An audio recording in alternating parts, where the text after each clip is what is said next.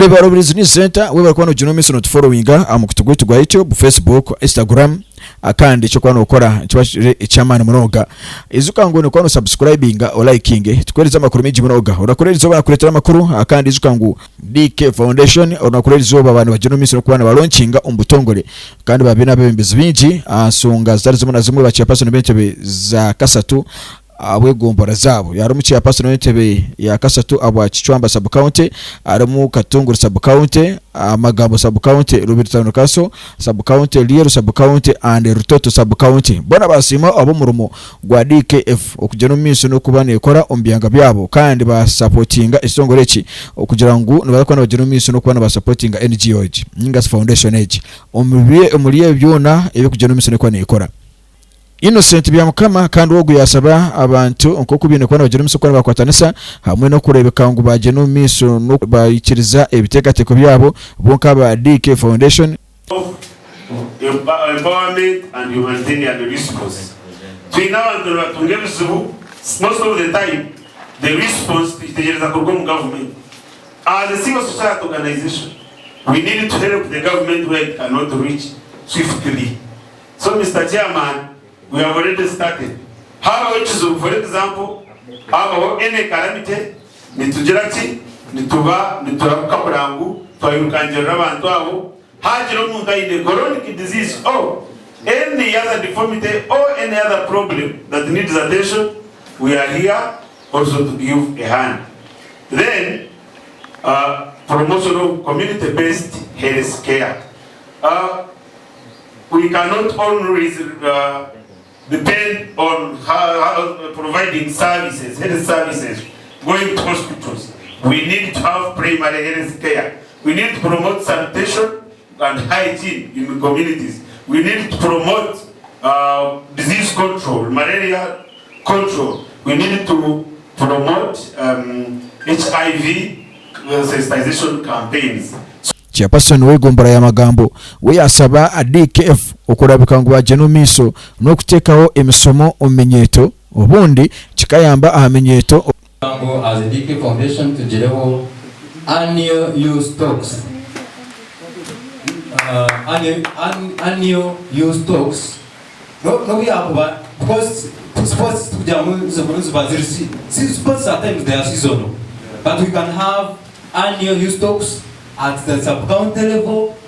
Mjengo chairperson kazura broad zitwenda kutayira eminyeto yawe batwetera Ahabobuyambi kwebirangwa amaredio na mukuzindi and we invite them akuba ni kiragambira abantu duwabo ine kibera kirumu emiti ekuzere yonka mukama wo mwanya oyine emiti ekuzere yonka toyine miti emito ninga toyine party ya rabazwa hano oyine emiti wabyango watemereze resipuzire nazune entozo vesporashi zvezo adnemo bwaba epuwa investor a good investor no there go in all stages go in miti go in ezo abyare izoba go in zamazini myaka 5 go in neze myaka 10 cyo cyumuna nka family level mwatwa tejo so eminyeto ninje tanke miti mito umchebera in a forest. So we must include them at all levels. If possible, not village level. So long as that time, each to Yamamunga, Mamuranga, COVID, the period Yabani, Yaho, mind is the that psychosocial support, Ikabura, Abazeva, Gambavana, Derabana by Obubarikuhereza. Ogwenugwe murama gwitu icyo kigenderwa gikore kitujya next. Yes, we have objectives. Twine ebigendererwa ebuturetera twahika ahakerereza kitu ninga vision. Icyo kubanza our primary focus now is on orphans and vulnerable children households. Tuenda promoting food security. Ninga skuramba makabu gajira emere erukumara. Why OVC? Because vulnerability is a wider perspective, is a wider thing. You cannot say it stops where on where. But if we say OVC, it may even include the entire community as long as you are vulnerable in one way or another. So we need to see that mainly orphans and vulnerable children households have enough food through community-based sustainable farming interventions. We shall promote community-based sustainable farming that is climate it is climate friendly, it is climate resilient. We need to increase general awareness among all categories of people on HIV/AIDS and other diseases with specific attention to children and women.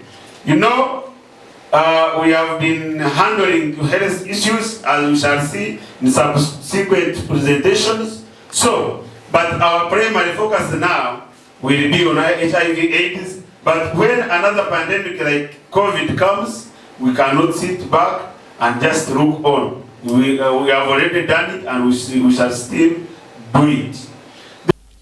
Izukangu bimwe abikozirwe D.K.F oyiremo cyo mpira bagezero misiro kureka ngo bayamba omuntu wa hansi kandi hamwe no kureka ngo ba promoting talents z'abantu amuna no kuyambira ogo wena Atakwebasa.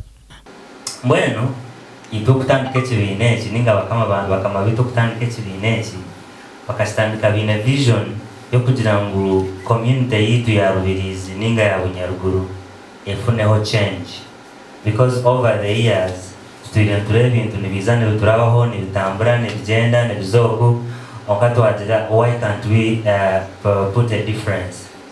Waza kureba emyanya yindi tutorwire na ebyange bindi. Such foundation started long time ago.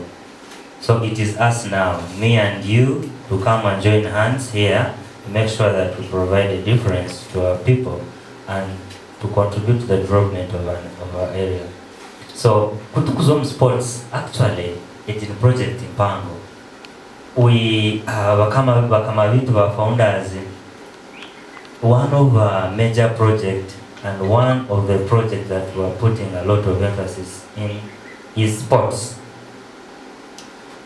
If you are ward resident Murunji wa Bunyaruguru, you must have had a great impact in the sports department that we have put in this area.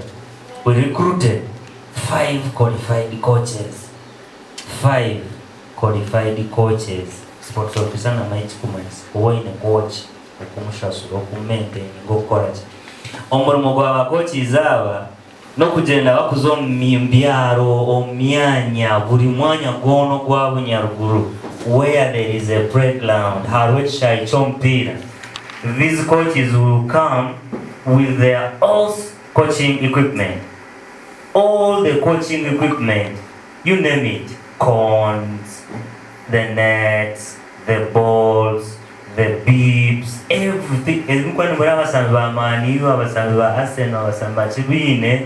Our coaching team has everything it takes to make sure that they equip our youth.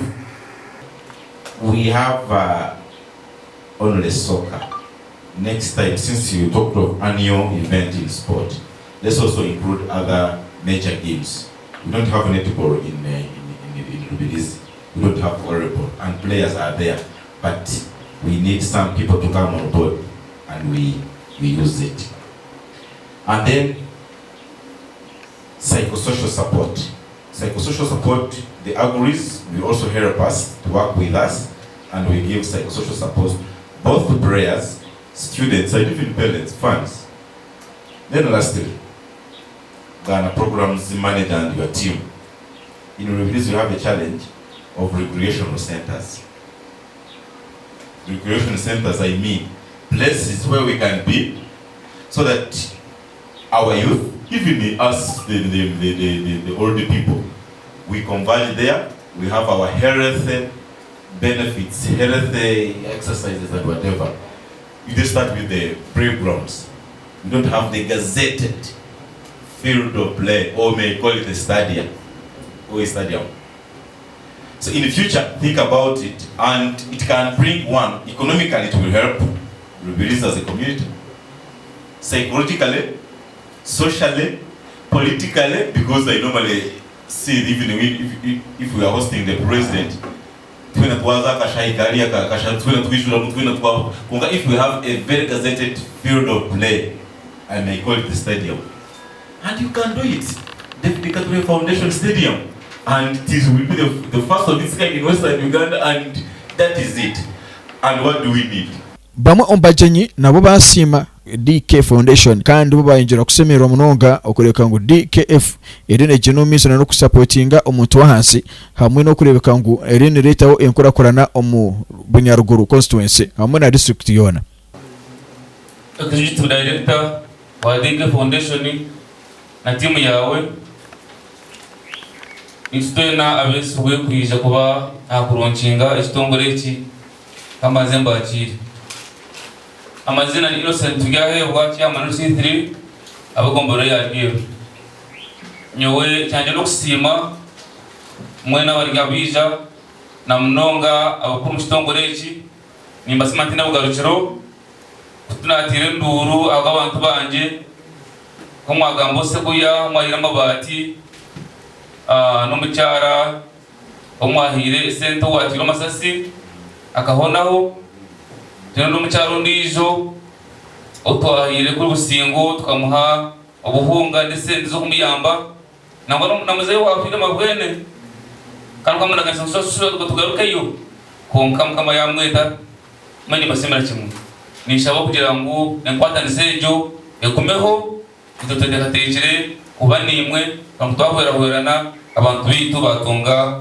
Ahabobuyambi nimbasha bechi ngekitongore nimanyambo kandi mpamya ngo ahabwe kishaha abantu almost twakora research bana hari 10 bamanyire kitongore cy'umuciro mu Bunyaruguru konka hakugira ngo certificate y'umwine na ya district kandi kwenda kwetantara ebizibu yakubasa kubaho abanyinca kare kubaberera mutagete kaza Bunyaruguru abweshonga nanka imorecherire ningira ngo nakaterera nkishaza mukwate kwenda ngo ekizibechi kibe answered icyo nani nje bashaba nanira kandi tugume Karungi Farida ngendo Bamagomborora yo mushaha mukorogu umuruka gwandeke sheru nakasoga nyo kwanje no kusima hariho cyangwa kibyako oyiro no kusima kinsima D.K Foundation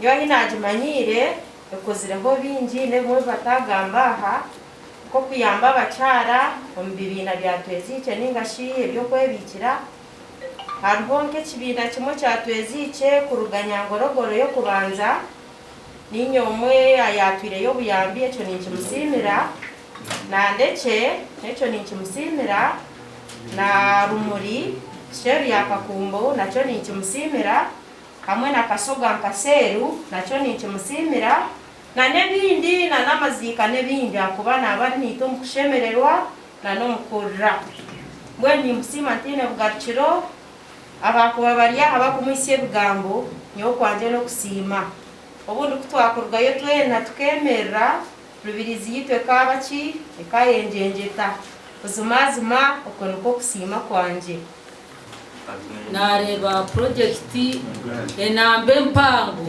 egamire obuyonzo heresi akintu kya heresi naramukati yamba matwaza mama kit nachi konka nanyimba saba nkoko sports ya gamba mumbyo byonzo mutere mwempaka zo byonzo ya community obara singe Muhammad gwa sabuni oba muhachi abo kwa kumukubanza hahansi kutworeke cyo gukora nebirwara mu irwaro tuzayo baki mwe bari munonga kuna ataka kufiringira nataka kufiringa hati abo kureba irundi na kandi yo tukisinga ideas nawe tinkusha kusomba gambo bingi okuyaho njagamba buntusha tubonka akakana akajya kusima kana nakamara hati itwe nk'abanyarudodo ninga nyawanga Ceyamani wa rudodo ikibine cyaza kugira mwana ku gihugu cy'ugamba averne abantu abarikubi kucyaka supportinga abantu abarikubikurwa omumagomboro n'ingomiruka buri party ekatungaho share Ahabobuyambi Foundation kikaba is distributed n'abantu bona bashimanya ushaka muri bizo bacu bona bacimana supportinga y'abantu abarikubi n'ingo mu ndarukubi at least buri area kagira uko yajoyekerwa kugira ubuyambi yatunga D.K.F Foundation. That's one. Two, china munonga kakwate na byamagara ako mutu yatina magara takagira kubaho kuronje mu nsomo umwene nyowo wanje kartoto nyine yemaza kubagandira icyo kubanza tukagira ikizo kimwe abartoto twatura a high altitude mu district ya Rubirizi kandi nitwe irembo rya Rubirizi district orukwija wena tureba twagira nyanje yite ya Rutoto twatura nayo ko abantu naborona kandi abanyarubirizi bona naba miza gakurwa wita mwenu district rugiro yatekatekaho yarebe kizo kituyine ya designinga project iyo kubasa kutuyamba okupampinga mije kagiha aharo level ekagato mukasosa kayamaze exportinga project ejo neja costinga 1.5 billion shillings kongaga district yahise gwago meetinga na mbiri dushatu nangaga hate nyonkoro kuyena ngo abantu banje baganyebwemo nindeba iki project neza kwaninga neza kuremera yo umwene nyo umuntu ubona rukijana agamba cyo kuyambira project ejo kandi akacika mbabanya rutozo kugacura bona bakashemererwa bakundo umuntu ogwe bakunda kitongo lecho umwene D.K.F Foundation kwiyakujumbira omukusupportinga abantu barutoto omukutunga ikintu ejo abantu bakajufiringa kandi barabagira amagana maro cyo kheruka yo ijo hano turizye ku commissioninga health center 3 Bamagomborora tukaba tine health center 3 Bamagomborora konka no bari commissioningire baryombekere ebikoso tine kirimo ebitanda imfariso ebindi bintu bikwetagisa omukuyambira rwiri mwe no muntu waletwa ango kejo ukayamba ko muhere percentage ukagira cyo watamu bakata hone cyane cyo kweka mu D.K.F Foundation yatamuke batana n'imfarasi yabyo abantu bafeeling amunonga na yabagire kurwara rayo na mati D.K kitongole kino kumanya abantu baco nani nyenda mutagamba binyendekeraho byo mbasima muri ngo mutano kandi twaba twatanise twagambira kitongole ubukije kuyamba abantu kimukwenda urwo buyambi especially ashoga batene byamagara mwe bari kumpriza na secretariat ya John Milton Katenzia Ceyamani RCC watoto sambuka uti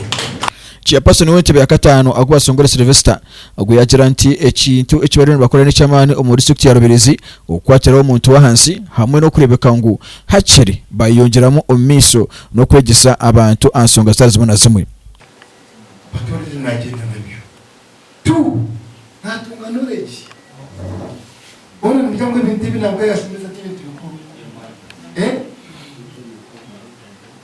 abandi nibashashura ubwenge yo bakwetera ubwenge bwabusha utigira kita. But the big problem is what he has hinted on, mindset change. Namani mwegesa take this as part of the tunga parish model, development model. What people understand now as parish model, nascent. But it is one of the pillars. The pillars are the 7.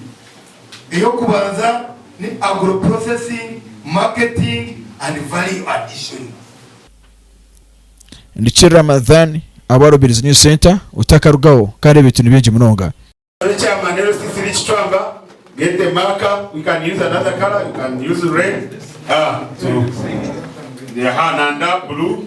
It is fine, don't mind about color. It is